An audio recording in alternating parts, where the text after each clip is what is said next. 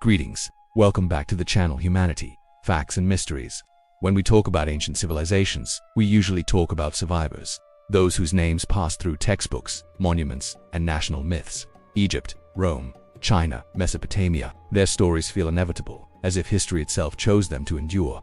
But history does not remember everything. In fact, it forgets far more than it preserves, and forgetting is rarely accidental. Some civilizations were not erased by catastrophe, invasion, or sudden collapse. They were filtered out, not because they failed, but because they did not fit the logic by which history is usually recorded.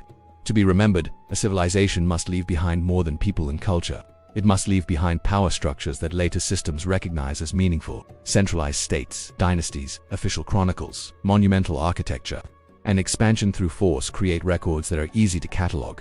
Civilizations that organize themselves differently often left fewer traces that dominant powers cared to preserve.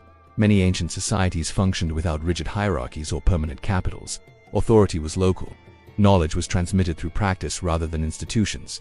Memory lived in ritual, language, and habit instead of archives. These civilizations could endure for centuries, even millennia, while leaving behind little that later historians would classify as evidence of greatness. When empires expanded, they absorbed or bypassed these societies without fully integrating them into their narratives.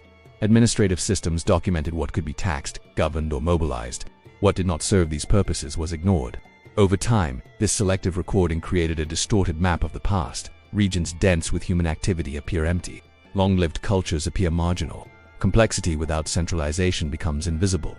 Later historians inherited this bias. They relied on written records produced by states and empires, assuming silence meant absence. But silence often meant exclusion.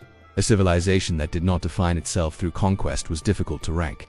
A society that valued continuity over expansion left fewer dramatic turning points. Without wars to mark eras or rulers to anchor timelines, its history resisted simplification. Educational systems reinforced this pattern. History was taught as a sequence of dominant powers replacing one another. Rise, peak, collapse. Civilizations that did not follow this arc were difficult to insert into the story. Rather than rewrite the framework, they were omitted. This omission created a powerful illusion. It made survival appear synonymous with importance, and disappearance synonymous with failure. In reality, many forgotten civilizations did not disappear at all. They were absorbed, transformed, or continued quietly under new political labels. Their technologies, practices, and ideas lived on without attribution. What was remembered were the names of conquerors. What was forgotten were the systems that sustained life long before conquest arrived. Understanding this requires abandoning the idea that history is a neutral record. It is a product of selection. What survives is often what aligns with later power. What does not is allowed to fade, regardless of its impact on human life. Some civilizations were never meant to be remembered not because they lacked significance, but because remembrance itself was controlled by those who replaced them. What makes this pattern uncomfortable is that it forces us to rethink what survival actually means. A civilization does not need to be remembered to have succeeded. It does not need monuments or names carved into stone to have shaped human behavior. Many societies existed to solve problems rather than to project power. They organized food production, social stability, trade, and knowledge transmission in ways that worked for their environment. Their goal was not legacy, it was continuity. When later empires arrived, these systems were often repurposed rather than destroyed. Roads followed older paths. Trade routes reused ancient networks. Administrative divisions overlapped with pre-existing social units. The new power claimed authorship, but the underlying structure was inherited. Over time, attribution shifted upward. The empire received credit. The civilization that made it possible faded into the background. This process happened repeatedly across the ancient world. In river valleys, coastal regions, mountain zones, and grasslands, long-standing cultures were overwritten by political entities that documented themselves aggressively. Writing itself became a gatekeeper of memory. Societies that used writing for administration and propaganda left behind archives designed to endure. Societies that used memory, performance, and practice left behind continuity without explanation. Archaeology occasionally interrupts this silence, but archaeology alone cannot reconstruct meaning. Objects survive without context. A tool tells us it was used, not how it was understood. A settlement tells us people lived there, not how they organized identity. Without surviving narratives, later historians filled the gaps with assumptions shaped by their own time. These assumptions often favored hierarchy, central authority, and linear progress. Civilizations that did not align with these ideas were treated as transitional or incomplete. Another reason some civilizations were never meant to be remembered lies in how history rewards disruption. Collapse is dramatic.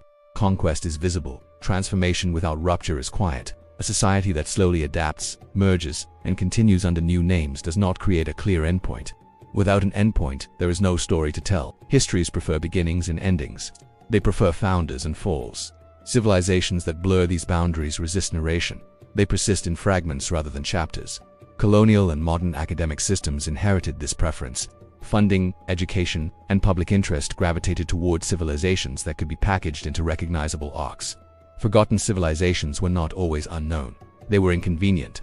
Their existence complicated simplified models of progress and dominance. Acknowledging them would require admitting that human success does not always look like empire. It can look like stability without glory, order without domination, influence without names attached. This realization also explains why rediscovery does not always lead to recognition. Even when evidence emerges, it must compete with established narratives. Textbooks change slowly. Public memory changes even slower. A civilization can be studied extensively and still remain absent from popular understanding if it does not reinforce familiar stories. In this sense, forgetting is not passive. It is maintained. It is reinforced by repetition of what is already known. What history chooses to remember shapes how we imagine the future. If we believe that only conquest and expansion matter, we repeat those values. If we recognize that many civilizations thrived without seeking dominance, we gain alternative models of human organization. The forgotten civilizations of the past are not simply missing chapters, they are mirrors showing us what history decided not to value. And that decision tells us as much about power as it does about the past. Which civilizations do you think shaped the world without leaving their names behind? Write your thoughts in the comments.